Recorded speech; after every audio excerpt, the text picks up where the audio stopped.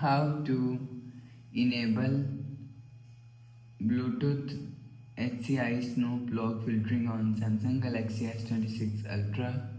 Let's start the video. First of all, go to App Library. Here click on Settings app. Now in Setting, scroll down to and click on Developer option. After click on Developer option, scroll down and you will see Bluetooth HCI Snoop log filtering is here. If you want to enable Bluetooth HCI Snoop log filtering, click on Bluetooth HCI Snoop log filtering. If you want to enable, turn on this button. After turn on this button, you will see Bluetooth HCI Snoop log filtering is enabled.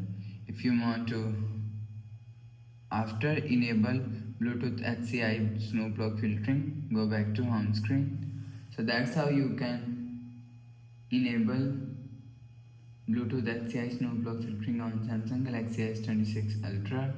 If you like the video, please subscribe. Thanks for watching.